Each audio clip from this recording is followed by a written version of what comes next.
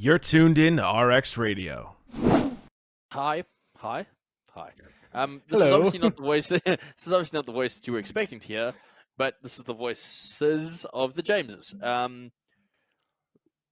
Hypertrophy. This hypertrophy. We'll kind of just double into this. This kind of fell in the laps of a training session that I had with a training partner of mine who's currently he's a bodybuilder, really good bodybuilder, and hypertrophy kind of falls into that, and just kind of around the complex process of looking at programs and understanding that a simple program has multiple facets of it. When you look at it and you start picking exercises and you start essentially ordering them and looking at the macro scheme of things, you start to see that exercise selection can come down to not just the primary benefit of what this exercise is doing, but a lot of the times looking at the secondary and tertiary benefits of the exercise selected could be what we're trying to achieve primarily within an exercise, within a program, and why that exercise has been selected. So it's a really cool conversation, I think. If you like this conversation and you want to take notes, I would take notes. I'd probably take notes on this one. Yes? Yeah. Get out your notebooks right now. Get out your phone. notebook. You can say words in your phone and it'll record it. Yeah, you can do that. I think there's a lot to take away from this podcast when you start like really diving into it. And as we kind of discuss in it, I think being able to go through this and ask yourself the questions that we start to ask towards the end. That's a little plug to make sure that you listen to the whole thing. But you ask yourself the questions towards the end of seeing how you've developed as a coach around the long run, and in the long run, or kind of where you've come from as a coach when you look at program design and how complex it can be, but it's still very simple and can be portrayed as that in times of things. So hypertrophy, and I suppose that's a segue into the new course that we are promoting / advertising. We have hypertrophy coming out with Eric Bugera and Jordan. So that right now is up on the website for what's the right word? It's admission, pre-notification. Yeah. The wait list, that's the word I'm looking for. The wait list that's up on the website. I think with the wait list, you also end up getting a discount code when it was released. So save you money. We can save you money. So if you go onto the website, that's hypertrophy. I'm pumped for that one, man. Like myself and Eric have some real scientific and real in-depth conversations around the process of hypertrophy and like the scientific methodology and the ideas behind it, or the research, I guess, and how like it becomes very applicable, obviously in the realm that I am, but how it is actually applicable and taking the research. And if you don't know Eric's way smarter than both of us combined. He says things way smarter than we do. Yeah, way smarter than we do. But it's a really cool conversation because he makes it very applicable and makes it very easy to understand. So I'm pumped for that course, man. I think that's going to be the final piece of the puzzle within the cohort or within the coursework or course framework that we have.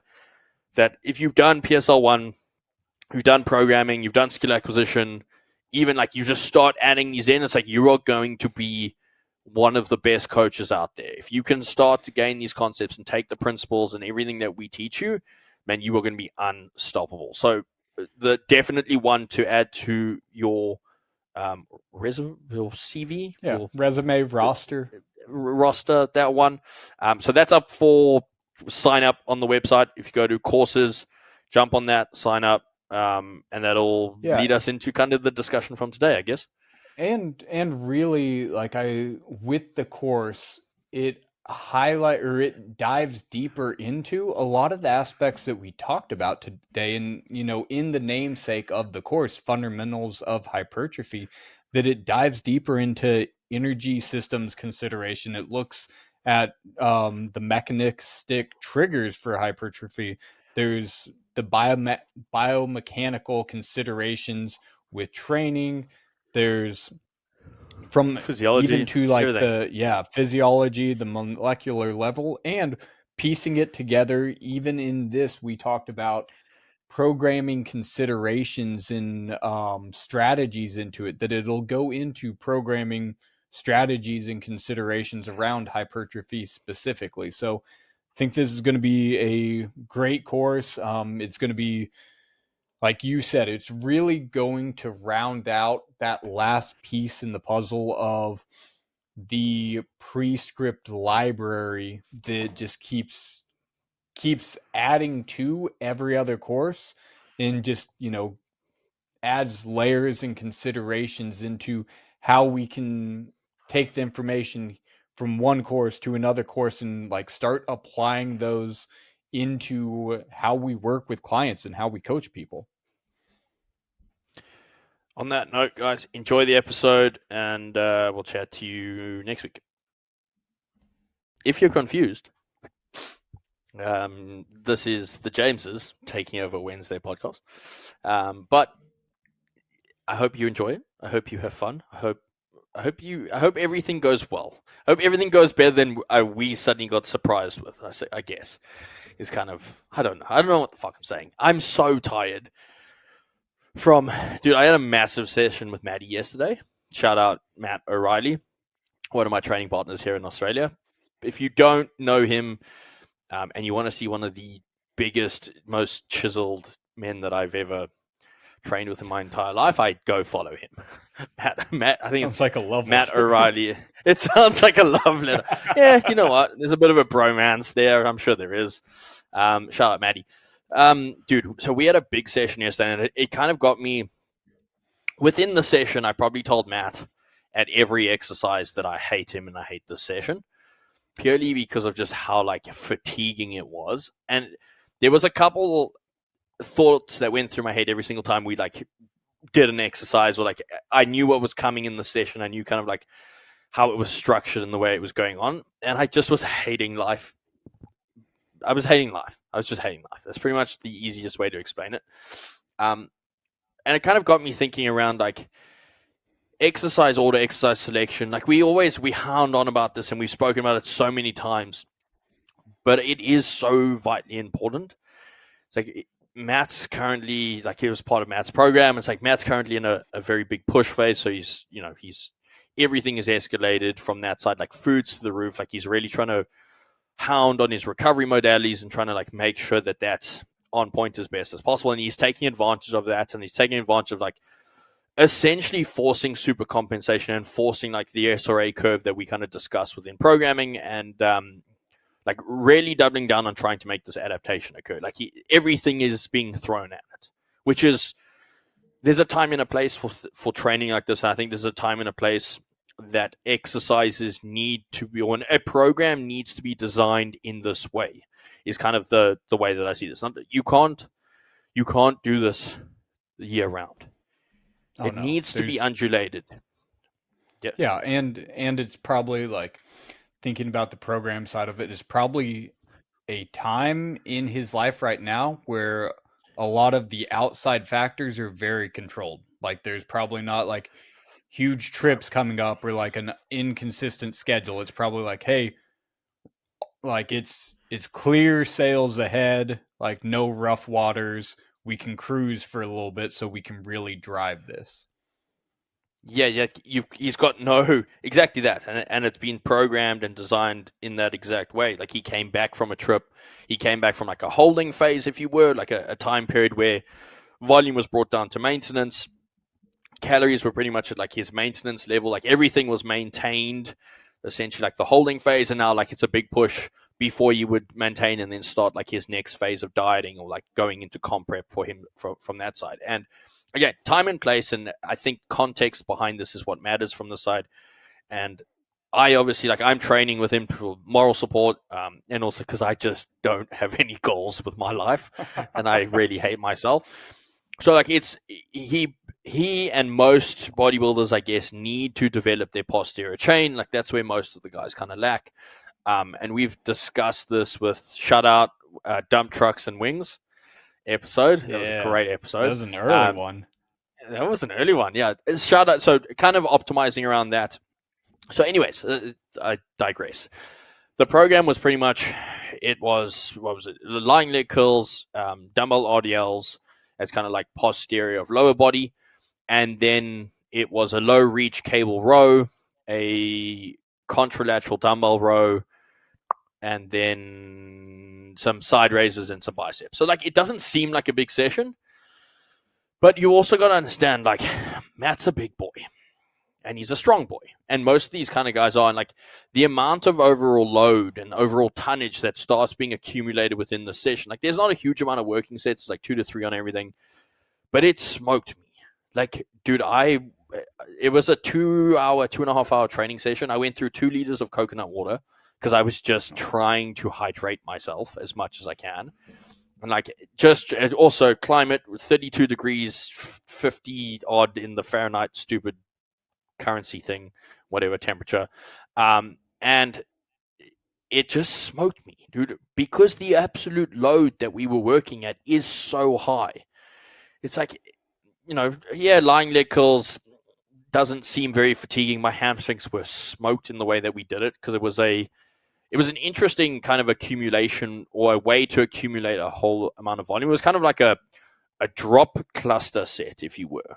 So the idea behind it was like work up to 2 working sets at a very high weight, like trying to really drive as much intensity as we could kind of there, with the last working set being a drop set, and then you would complete a second drop set at that same weight. So it was like fucking a drop set with a cluster. Now, obviously, we understand like drop set is usually for accumulating volume. Cluster is usually to help accumulate intensity.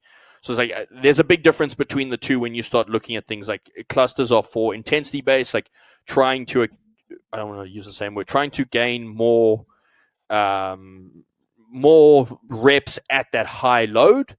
Whereas a drop set is usually used in like an accumulation of volume phase, because obviously we're decreasing the weight and we're still trying to keep those reps up. So there's a difference between the two. This kind of had a blend of them, and it sucked. Like my hamstrings by the end of the 2 sets, like I felt like they were cramping already. I was like, this sucks. I immediately started complaining straight away. It just was shitty. Now we go into dumbbell RDLs, and it's like, okay, yeah, maybe. Looks like I'm barely using the hamstrings now. Like, correct. Lats, hold the fuck on. Yeah, like lats hold the fuck on. Glutes were on fire from them. Like I was just like, shit. Everything was just geared towards smoking me. So we had 2 working sets there. Now, both relatively strong within the dumbbell RDL. Working at 70 odd kilograms. I don't know what that is in freedom units. 150 odd unit pounds things. Ish. Somewhere there. Yeah, somewhere there. Now, personally, I would probably have moved that to like, as soon as that load gets touched in the dumbbell movement, I would probably move that to a barbell. But, and this is where understanding program design and understanding accumulation of fatigue becomes so important. It's like dumbbells was kind of, the medium became the rate limiter for the fatigue that we were trying to induce.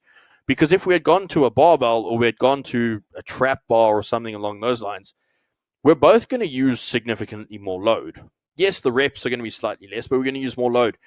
To add, like, that's an additional amount of fatigue on an already fatiguing program in a fatigue state. It's just like, hold on, whoa. It's like now exercise selection becomes so vitally important, even when there is the expression of strength there. So the rate limiter of the medium being the dumbbells became so vitally important. Yes, it was still taxing. Yes, it sucked. And yes, we could get relatively high reps out of them.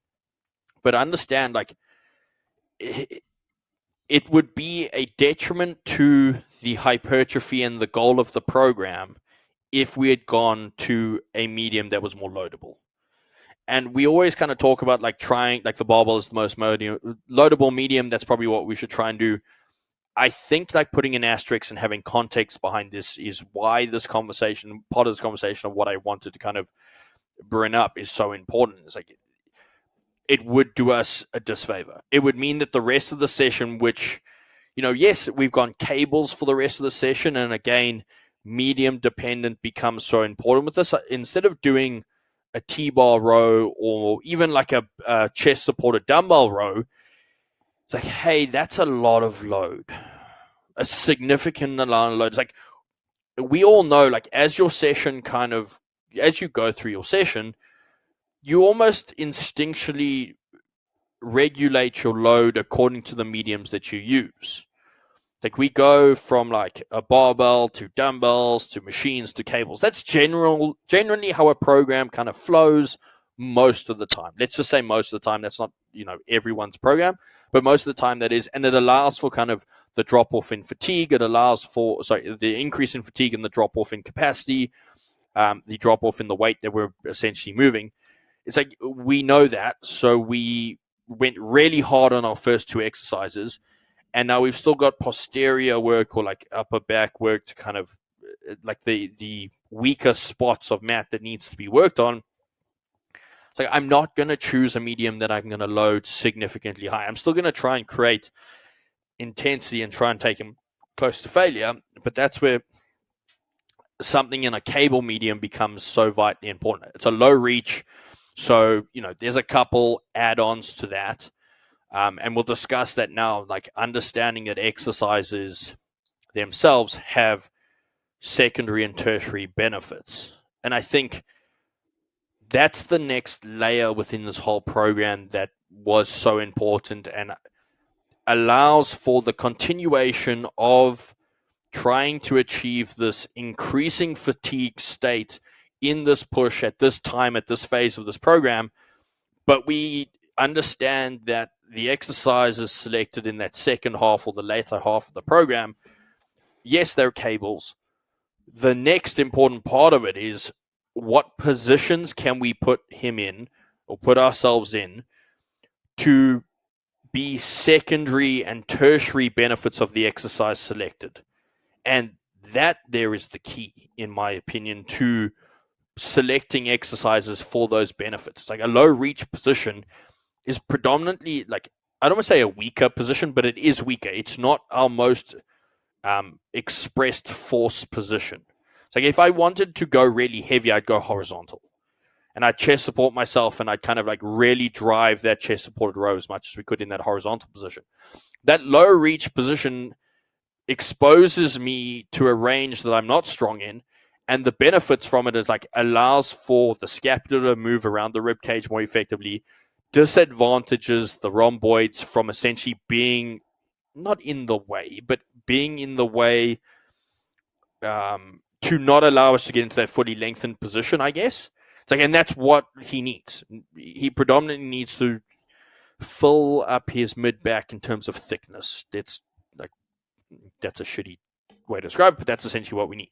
So it's like we've now exposed him to a position that we know we're going to be able to drive fully lengthened position with less fatiguing load, but still enough load to get close proximity to failure to then drive hypertrophy and then get the secondary and tertiary benefits. Secondary being like it's less loadable. Tertiary benefit of that is like it's exposing to a weaker position and then kind of integrating the function of like the scaps moving around the rib cage and allowing us to fully lengthen the rhomboids and then essentially load them as they should be loaded. Does that make sense? That was a lot. Makes complete sense. And to kind of like reiterate some of this and break some of it down for people that are listening, because a lot is going on. Like there's a lot of wheels turning for these considerations that I want to highlight and really appreciate what like the inner workings of this thought process. Because first off, across all those mediums, it's looking at the consideration of the exercise being selected as a load management tool. Like that's first and foremost, because what we're not trying to do, or what you're not trying to do in this, is drive strength. So the intensity needs to be relative to the position. It's not absolute strength, because you're not necessarily trying to get stronger. You're trying to build muscle mass. You're trying to go towards failure. You need the mechanical tension. You're trying to drive metabolic stress. So that's a big aspect of it, because in the beginning, whenever you were talking about like dumbbell RDL to a barbell, very easily somebody without the full concept going on would go to barbell and just drive the shit out of that, not thinking about the total load management that is going to go into, or the total tonnage that goes into that workout, but also the recoverability from not only the other exercise, but the week as a whole and the coming weeks of that, and still allowing long-term progression from there. So that's one key aspect of it that you were going through that I thought was interesting, is like that consideration and it being more tolerable, choosing not to go with the more loadable item. But also with that, like beforehand, what was happening, doing a pre-exhaust exercise, something that was very stable. So it's a lower skill. You still like the skill of it holding position, because that, I know with the prone hamstring curl, like that is a big aspect that you look for, is not just like falling, laying over into the position that the machine dictates, but actually orientating your body and holding position. So there's still stability, but it's externally supported. And because of that external support and lower skill, you're able to drive a higher output, pre-exhausting the hamstrings. The hamstrings aren't going to be, they're integral to the RDL, but they're not going to be a primary mover. And so you have pre-exhausted part of the posterior chain. You've accumulated some fatigue, and so it would be to the detriment of the total loadability of that next exercise. But looking at it's a component to it, it's not the major moving parts necessarily. So I think that's something that I wanted to highlight, like, because a pre-exhaust exercise is an advanced technique, and looking at why we're doing this, but it's looking at, it's an advanced technique around the hamstrings. There's still some stability to it, but it would be detrimental for you to go and do, let's say, a glute drive with that same, with that same process of the 2 sets with the cluster and drop to it. That would impair your RDL, the ability to sustain that or be able to match the amount of output that you could drive with it. But because you selected a muscle group that still has the lats and the glutes available to be primary drivers in the RDL, like there's a lot of advanced thought process going on just in those 2 selections. And then moving from that, like everything that I already covered, but like the other exercise that you were looking at being load restrictors, essentially, that it's a load management tool. And then from there, trying to build capacities in more, vulnerable is not the right word, but like um less skilled positions, or like let's just say less adapted positions, because he's not finding himself in like a low reach position that often. So with that, it's mindful of, if I try to drive load in this like less exposed position, that the risk to reward ratio to start like having to utilize other muscle group, having to like possibly create some rotation that you don't really want, because that's going to take mechanical tension off the muscle. You can still, sure, drive metabolic stress, but it's losing the intent or losing that secondary, tertiary benefit of putting it in there. But because of that, it's because you've managed load, and again, you're not driving load. It's a relatively low load. It's still challenging in driving metabolic stress, driving mechanical tension, all the things we want with hypertrophy, being able to get close to failure. But what could be, if misstepped, a high risk position for an individual, because their ability to compensate into less ideal positions and to use ranges of motion that could be detrimental long term or throughout the week, or like in that phase, that you've placed it in a way to bring that risk or potential risk down. I'll put it that way. Bring that potential risk down, because how the intention of it is that load management tool and the consideration of everything that came before it, but also the exercise that come after it. So I just wanted to like kind of highlight some of those, and if I missed any aspects to it, but there's there's just like the complexity that goes into something on paper that looks so simple. Anybody that's listening, like, I want you to like be able to conceptualize what's going on, like the detail oriented. Yeah, just the detail that goes into that, even though it looks so simple and it's like, oh, this is just like a typical like bodybuilder posterior chain. Be like, no, there's a lot of complexity. There's so many layers within that program design of like understanding, like you were saying, like every aspect of what you said falls into what needs to be taken into account on the single day, which then needs to carry over into the other days within the week, which then needs to carry over into the whole phase of what we're trying to achieve right there and then. It's like it's simple, but it's not at all. There's so much complexity within this posterior day. It's like you've then got like the next movement behind that. And like you can argue for and against this, I guess, is the next movement after that cable row was again a dumbbell. Now, the argue with that, or the whatever the argument that would happen with that is, okay, you've now gone back to a dumbbell after being very fatigued. It could be seen as like higher risk. Now, I think, again, context matters within this. Is like you've got an athlete who is slightly more advanced. So they're going to, like, their fatigue capacity hopefully is not as high as like a beginner. I wouldn't necessarily give a beginner or even an intermediate a cable row after doing those two other like more advanced movements and then go back to a dumbbell that's then going to require like more internal stability within that anti-rotation plane. You could argue for and against both sides. It's like the opposite to that, though, is then if we went from a dumbbell RDL straight into the dumbbell rotation, it's like, dude, you'll be smoked.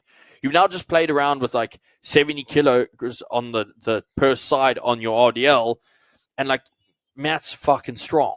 It's like I've now got him dumbbell contralateral rowing 60s. It's like, yeah, it's a lot of weight. It's a huge amount of weight from that side. So it's like it's almost like a pre-fatigue and rest at the same time when he's now chest supported on the cable, low reach row. And now he goes back for the anti-rotation properties of the movement. Understand that is the main goal within this exercise. The exercise is there. It's a back exercise. It's a row that everyone thinks is, it's great depending on where you put your elbow. Could be more biased towards lat. It could, or challenge towards lat. It could be more like upper back or like mid back, depending on how you flare the elbow. It's like, to be honest, I don't care. I don't care in which he kind of like orientates his elbow necessarily. I care around him getting thoracic rotation. So he sets up that those lats are challenging or are challenged to stabilize that pelvis. And you can kind of understand that, yes, we have called upon the lats in quite a lot of movements, but we haven't done any lat-specific work. None of the program is lat-specific work on this day. So the lats are not fresh, but their only requirement is to stabilize his pelvis. They haven't had to do anything hypertrophy specific. They're obviously challenged. They're obviously having to contract and do lat things. You don't just do any rowing or any back or any movement where they're not contracted. But the main focus is not anything to do with lat within this program. So his lats are fresh, for a lack of a better term. It's like, now I want his lats to stabilize his pelvis in this 3-point position or this contralateral position, and the row is a loaded rotation format. Why? Because bodybuilders really suck at fucking rotating. Do you know what they have to do on stage? They have to rotate. So it's like, well, instead of getting him to try and like stretch against the pole all the time, he's 120 kilograms, like built like a piece of meat. It's like he doesn't rotate well. He needs a stimulus greater than himself, in theory, to be able to rotate. He needs to be able to challenge himself in that position. So he does that. And that's like the follow-up. So again, you can argue for and against this.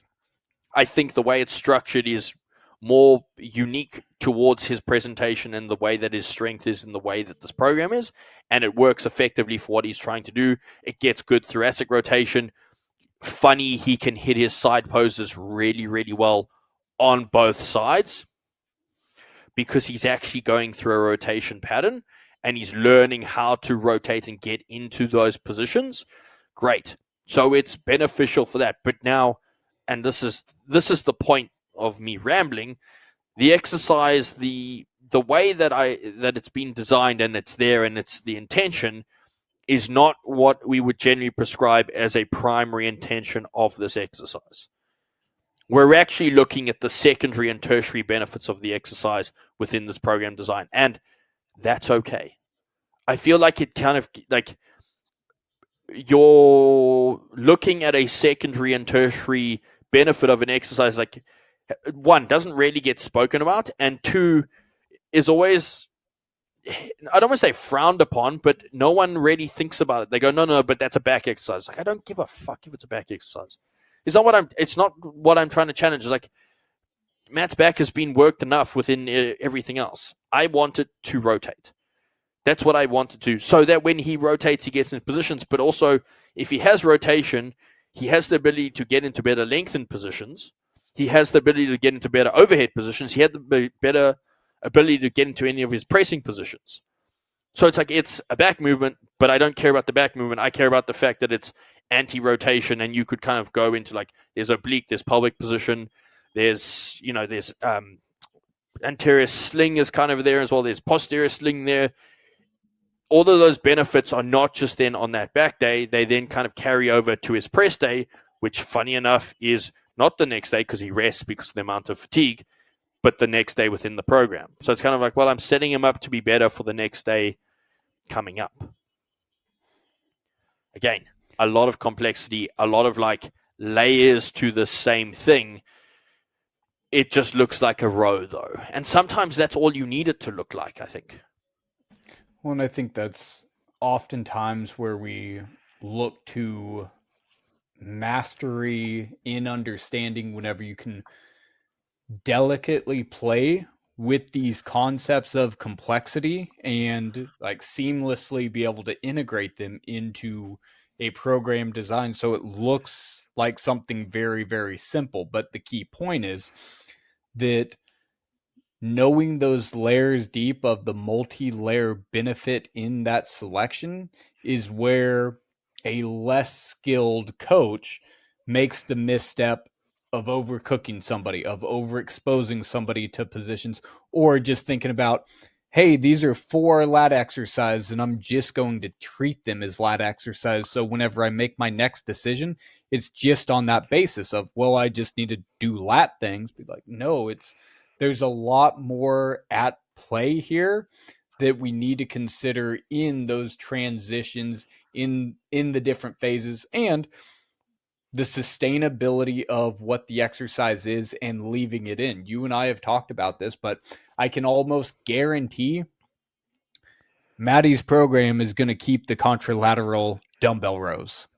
Like, those are probably going to be a staple throughout the majority of it. Like, sure, load, like the intensity might change, the reps, the sets, like different things like that, maybe even some of the cues, but like, because you understand to a outside of the microcosm of that exercise that it's a lat row, that there's a global perspective, or you're viewing it from this macro sense. And like, yeah, it checks the box here is this back exercise, but like, here's the other boxes that are lighting up, in this is how they benefit and translate into the other exercise I'm selecting. And this is like how it all becomes a cohesive mechanism towards progression and seeing long-term success and seeing how that plays out to the results of, simply put, like all this complexity going into something simple. Hey, this guy, because his program, not because the weight dictates him rotating, but because it allows him, it guides him into a rotational pattern that he can control. Now, whenever he poses on stage, he can turn better than the other guy and can get in better ranges and flex better so people can see better definition. Like all of that for something that, simply put, hey, this guy can turn better, but there's even complexity in why he has the ability to do that. Yeah, that's it. It's funny. All of my athletes that are physique competitors, if you will know this. If any of them listen to this, every single one of them have got a contralateral dumbbell row in it. Why? Because of exactly what we just said. And like, whatever. People can argue with me that maybe it's redundant and like it lands up like, fine, argue with me about it. But at the same time, it's funny. I had this conversation with one of my other athletes, Lauren, who she's been with me now, 18 months or something like that. And she was just like, you know what? I've gotten much better at these. She started like 10 kilograms when she had a really bad back injury, 10 kilograms per side. And she's like dumbbell rowing like 25s or something like that now, which is pretty impressive over the long run and rehabbing, etc. And I was just like, yeah, you're going to have these for the rest of your life with programs. And she's like, yeah, if I don't do them, I don't feel good. And I was like, yeah, weird that's concept kind of because a like, weird hey, concept. I can move better. This is so strange. It feels like my whole life feels better because I have more available options to move because you've created diversity in their movements. And it's not just sagittal plane. It's like, hey, in this controlled environment, let's actually create some variety. Let's create some diversity and exposure and give you options in your movement patterns. Yeah, and that's it. It's looking at it's like boom, wow. But the whole principle is like it's taking a very sagittal plane sport, which is, let's be honest, it's lifting. Lifting is sagittal plane in general. Yeah, that's where we're the strongest. It's where they're the strongest. Where we are. So give ourselves the variability there because you'll be able to just be the strongest for longer. Essentially, like even if it's not a physique sport where you need to be able to rotate and move into those positions, it's like, dude, I'm rotating now to pick something up. It's like, if I can't do that, I'm going to have a real tough life. It's going to suck. And that's probably where I'm going to hurt my back. Or I'm going to slip a disc, and that was inverted commas if there's no video or some shit like that.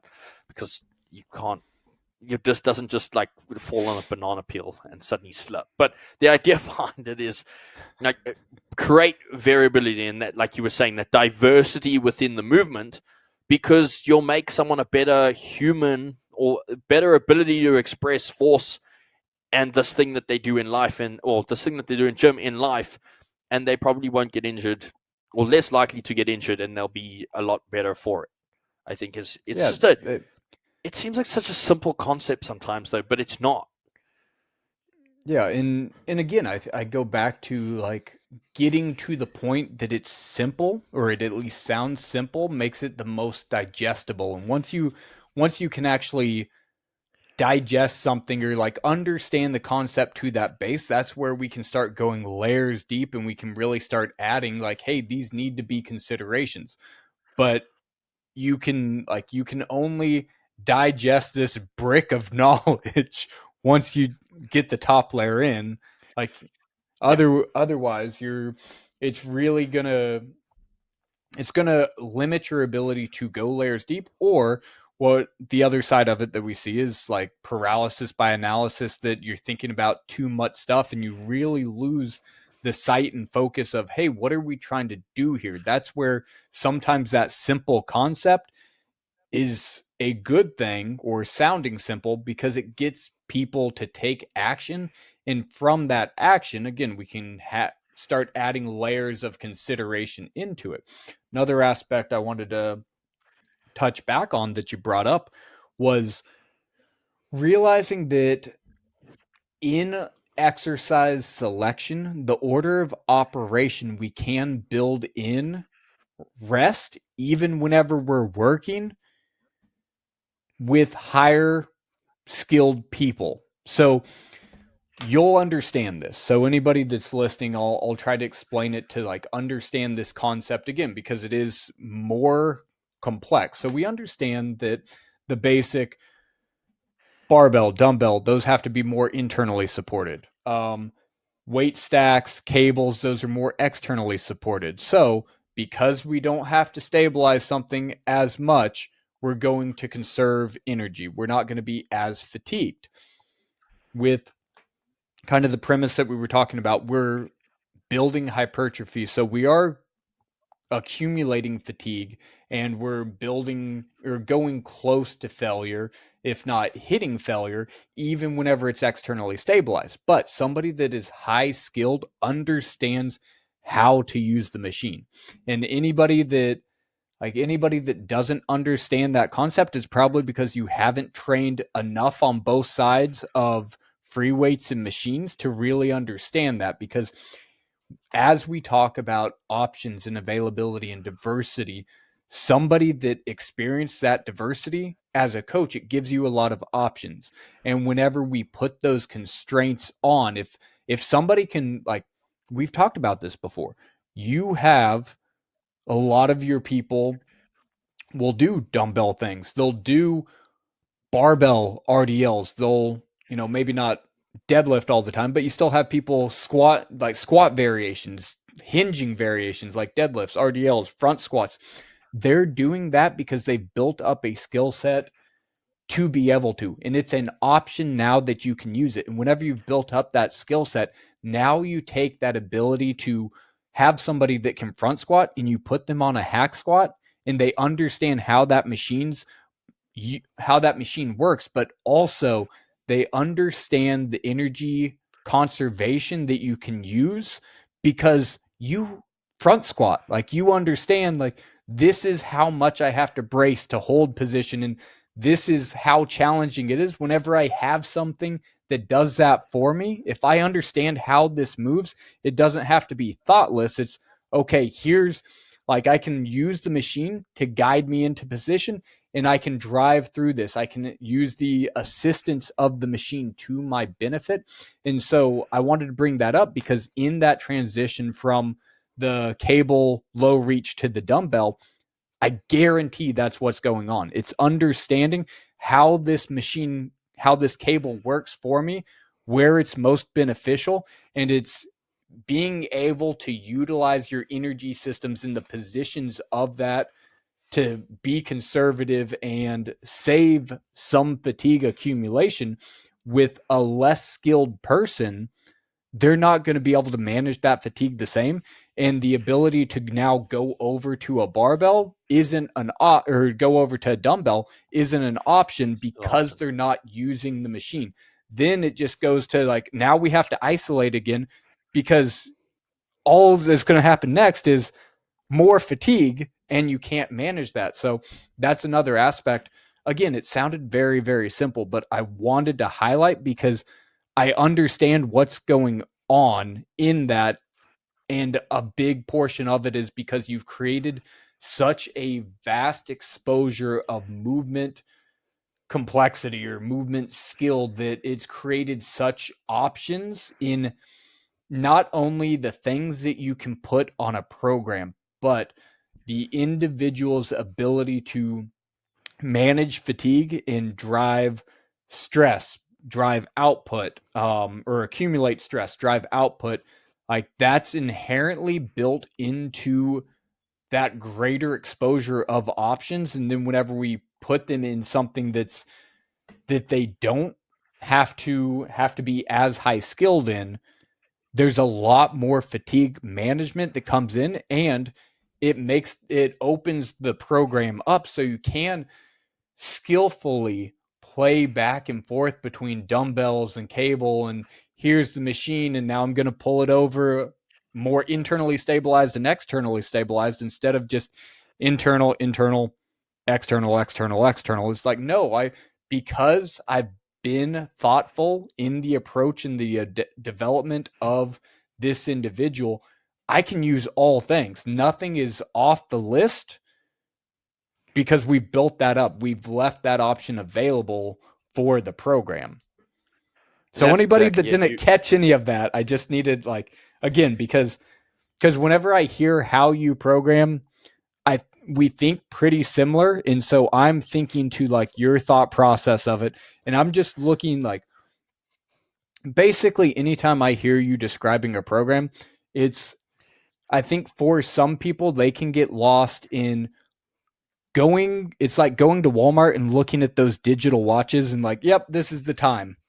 This is a program. Whereas like I'm over here with a microscope looking at the inner workings of the most complex watch that anybody's ever seen. And like I'm seeing the 1,000 parts to it. And I'm like, oh, like there's so much here and like so much potential and so much consideration that goes into stack these tiny pieces to just tell time. Like again, it's a program, it's exercise, but it's the difference between like this shitty $2 watch from Walmart and whatever a fancy watch brand is that I have to use a microscope even to see all the pieces. Yeah, and you're 100% right, dude.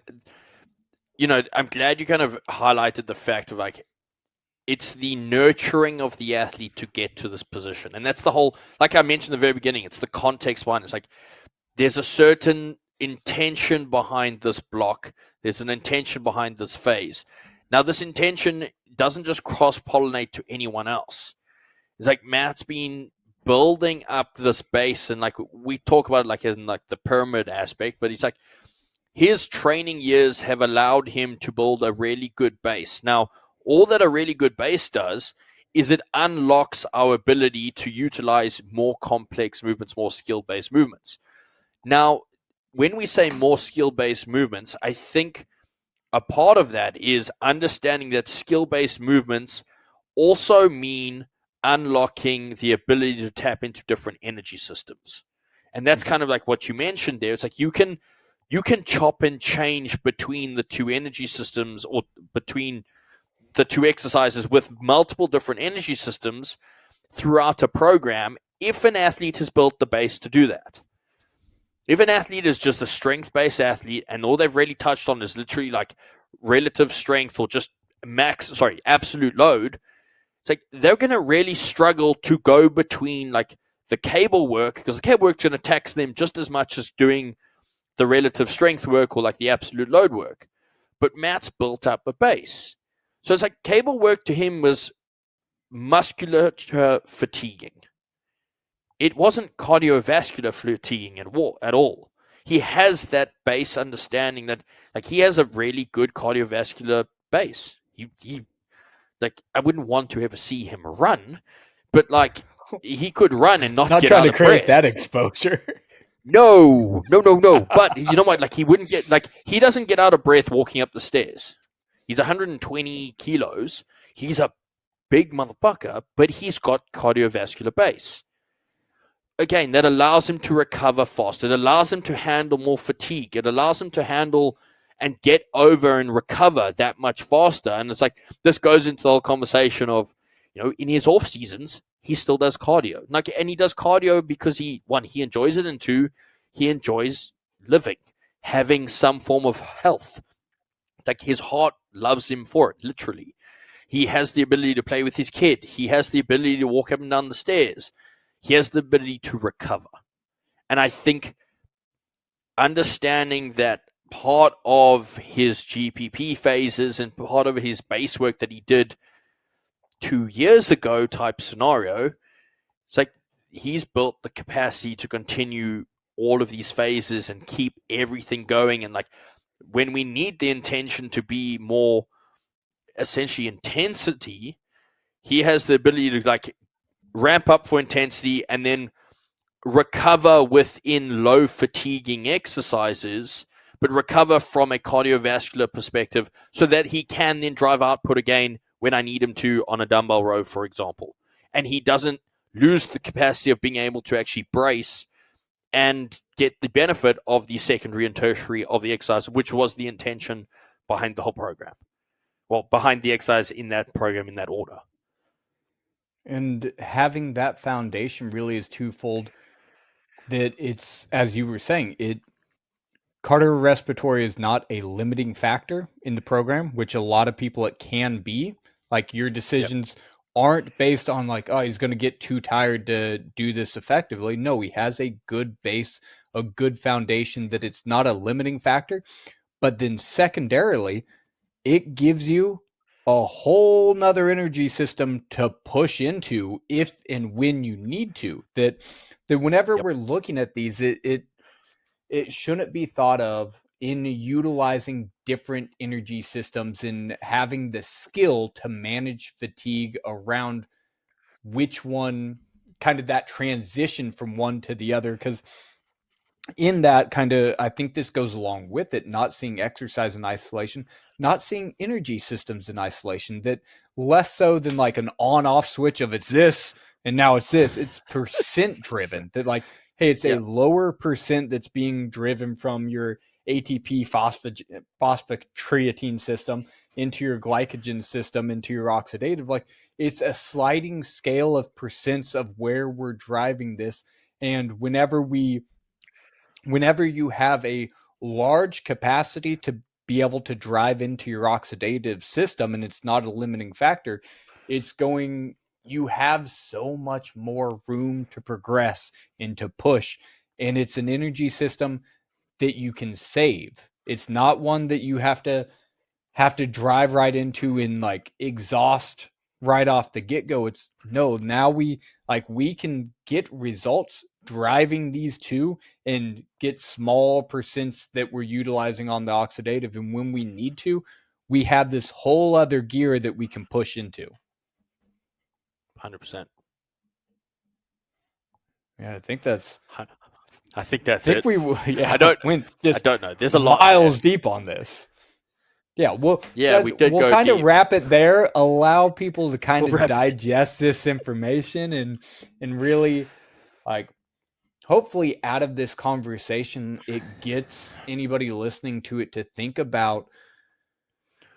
We talk about the, like, programming doesn't have to be overly complicated, but there should be some complexity and there should be some thought and consideration. And whenever, as a coach, whenever you're looking at how have I advanced, how have I progressed over the years, these are the conversations. It's like, now I'm thinking about 5 more things that I didn't even consider last year. Like, that should be along with in your continued education, like your self growth, however you want to like earmark that. It's the greater considerations and complexity and play that you have with your ability to program that we can look to of, I'm becoming a better coach. 100%. I think that's it. It's like being able to audit what you did the year before and see if you've had growth from that side. It's like these conversations pretty much highlight that, I guess. It's like, do one thing and have a look at a program you gave a client a year ago and see if, like, if you know, like, the intention behind what their program was, if it kind of matches, or if you can find faults, or if you can find things you did really well. It's like, that's like, we always kind of look for the negative, and sometimes I go back and I'm like, fuck, I did well there. I was like, little like, pat on the back. Little pat on the back. On that note, guys, thanks for listening. Tune in next week. I think. Yeah, join in Sunday because you'll hear us again. Oh yeah, join in Sunday. You'll hear us again. Double whammy of us. Well, actually, like a quadruple whammy of us, considering. Yeah, thanks for listening, guys. Appreciate it.